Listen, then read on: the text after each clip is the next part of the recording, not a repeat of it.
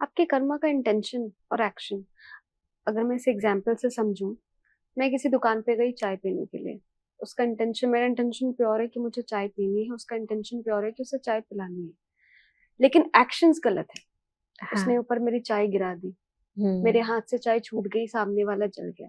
तो इस यहाँ पे अगर अगर हम इसे और अच्छे से समझे, जब हम रोड पे चल रहे होते हैं, हम नहीं चाहते कि हमारी गाड़ी से किसी का एक्सीडेंट हो जाए या किसी की गाड़ी से हमारा एक्सीडेंट हो जाए, पर वो हो जाता है, हादसे हो जाते हैं। तो ये, अब हम कहें कि जो हादसे में जो जख्मी हुआ है या किसी की मौत हो गई, तो उसका कर्मा था, उसके साथ हो गया। लेकिन जिसने किया, जिससे गलती से हुआ, उसका इंटेंशन बिल्कुल ऐसा नहीं था, लेकिन हो गया उससे, तो ये क्या उसका कर्मा खराब होगा?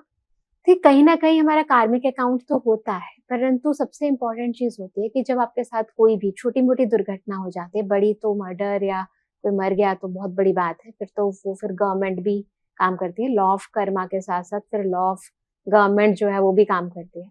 बट इम्पोर्टेंट थिंग ये है कि अगर छोटी मोटी बातें हैं, जैसे आपने कहा चाय गिर गई, ये सब कुछ हो गया, तो एक्शन से भी ज्यादा इम्पोर्टेंट होता है कि अगर आप के अंदर की नीयत ठीक है, तो अब एक्शन के बाद आप रिएक्ट कैसे करते हो वो बहुत इंपॉर्टेंट है। अलग अलग लोग अलग अलग तरीके से रिएक्ट करते हैं। मूड अच्छा है तो कह डेफिनेटली। देंगे कोई बात नहीं, मूड खराब है तो अरे अंधे दिखाई नहीं देता। बिल्कुल सही ये बात है। वही बात है कि आप किस तरीके से रिएक्ट करते हो वो बहुत इंपॉर्टेंट है। अब एक कर्म जो हो गया वो तो हो गया, उसको आप परिवर्तन नहीं कर सकते, लेकिन उसके बाद जो आप कर्म करोगे वो तो आप चेंज कर सकते हो। लेकिन अगर आप जागृत हो कि मुझे अब क्या करना है, समस्या के अंदर डूब जाना ये तो बहुत सहज है। उसके बारे में सोचते रहना या उसके बहुत सारे पहलू बना लेना, अपने लिए प्रॉब्लम्स क्रिएट करते रहना, वो तो बहुत बड़ी बात है। लेकिन उसके बाद आप जो समस्या के बाद जो आप रिएक्ट करते हो, है ना, उसको कैसे वाइंड अप करना है, फुल स्टॉप लगाना है। मैं आपको एक बहुत अच्छा उदाहरण बताती हूँ। उदाहरण क्या है, ये एक्चुअली प्रैक्टिकल घटना है। हमारे ब्रह्मा कुमारीज में एक भाई हैं, बहुत पुराने भाई हैं। अ, वो जो है अपने घर से थे, ये पाकिस्तान की घटना है। एक भाई है, आत्माराम भाई है। तो उन्होंने अपना प्रैक्टिकल अनुभव बताया। तो ज्ञान में तो हमें ये बताया जाता है कि आपके कर्म जो होते हैं वो बहुत इंपॉर्टेंट होते हैं। तो क्या हुआ कि वो अपने घर से बाहर निकले और किसी ने उन पर 6 गोलियां चला दी और 3 गोलियां लग गई और 3 गोलियां मिस हो गई। 3 गोलियां लगने के बावजूद वो गाड़ी में थे, उन्होंने गाड़ी ड्राइव की, अपने आप खुद हॉस्पिटल गए और उनका गोलियां निकाल दी गई। बहुत समय के बाद वो ट्रीट हो गए। बहुत समय के बाद धीरे धीरे धीरे धीरे इम्प्रूवमेंट आई, तो थोड़ा भी जैसे वो ठीक हो गए कि वो जा सके, आ जा सके, तो उनके पास पुलिस आई और पुलिस ने कहा कि जिसने आपका मर्डर किया है उसके खिलाफ एक्शन क्या लिया जाए। तो उन्होंने कहा कि नहीं, मैं एक्शन नहीं लेना चाहता। पर पुलिस ने कहा कि नहीं, आपको लेना पड़ेगा, बिकॉज ये तो मर्डर अटेम्प्ट है, आप चाहो ना चाहो पर हम तो कार्यवाही अपनी करेंगे ही करेंगे। तो उसने कहा ठीक है, आप अपने लेवल पर करो, बाकी मुझे किसी से कोई ऐसा नहीं है। मैं ये कहता हूँ कि मैं ठीक हूँ और मुझे, मेरे लिए इतना ही काफी है, मैं ज्यादा किसी के साथ नहीं लेना चाहता। तो पुलिस को तो कार्यवाही करनी थी। तो कुछ समय के बाद पता चला, उन्होंने उनको 3-4 लोग की फोटो दिखाई और कहा कि आप इनमें से आप चूज करो कि किस व्यक्ति ने आपका मर्डर किया है। तो उसने न्यूट्रल होकर देखकर बता दिया कि इस व्यक्ति ने मेरा मर्डर किया है। पुलिस उनके घर पर गई उसको उसके खिलाफ कार्रवाई करने के लिए। उन्होंने तो मना कर दिया, पर उन्होंने कहा कि मैं उससे पहले कि आप उसको गिरफ्तार करो या उसके खिलाफ कुछ करो, मैं उससे मिलना चाहता हूँ। तो वो, उन्होंने कहा आप अकेले क्यों जा रहे हो? तो कहते नहीं, मैं अपने बेटे को साथ लेके जाता हूँ। तो अपने बेटे को साथ लेके वो उसके घर पर गए, उसके पेरेंट्स से मिले और उसके बाद उनके पेरेंट्स को कहा, पहले तो वो व्यक्ति जो था वो उनको फेस नहीं करना चाहता था तो आया नहीं, लेकिन बहुत बारी कहा कि मैं उनके खिलाफ कुछ नहीं करूंगा, मुझे केवल उनसे पूछना है कि उन्होंने मुझे ऐसा क्यों मारा, क्योंकि मेरा तो किसी के साथ कोई ऐसा था ही नहीं, मैंने किसी के साथ कुछ किया ही नहीं, तो उन्होंने मुझे गोली कैसे मार दी। तो उस व्यक्ति को जैसे तैसे करके उसके सामने लाया गया, तो उन्होंने पूछा कि मैंने तो आपका कुछ बिगाड़ा नहीं है, तो आपने मुझे क्यों मार दिया? मतलब मैं मर सकता था, ये अच्छी बात है, वो तो बच गया। लेकिन तो उसने कहा कि मैं रोते रोते कहा कि मेरे सिर के ऊपर ना कर्जा है, कई लोगों के साथ मैंने बात करके कुछ जुआ वगैरह भी खेला होगा या और भी कई कारण है और कईयों से लोन ले रखा है। अब मैं उनका कर्जा चुका नहीं सकता। अब एक तरीका ये था कि मैं आत्महत्या कर लूं और दूसरा तरीका ये था कि जिससे मैंने कर्जा लिया उससे भी ले रखा था, तो उन सबको मार दूं। तो मैंने उस प्रेशर के कारण ये अटेम्प्ट किया था और आपको मारने का किया। तो उसने कहा कि ये पहले बता देते तो ये सब प्रॉब्लम नहीं होती। तो उसने उससे पूछा कि कितना लिया हुआ है कर्जा, मुझसे कितना लिया हुआ है, बाकियों से कितना ले रखा है। उसने कहा मैं जो तूने मुझसे लिया है वो भी माफ कर देता हूँ और जितना बाकियों से तुमने लिया है वो भी मैं तुम्हें पैसे दे देता हूँ। उस जो हमारे बीके भाई हैं उसने उन्हें वो सारे पैसे दिए और उनका बेटा जो देख रहा था वो सोच रहा था कि मेरे पापा कर क्या रहे हैं।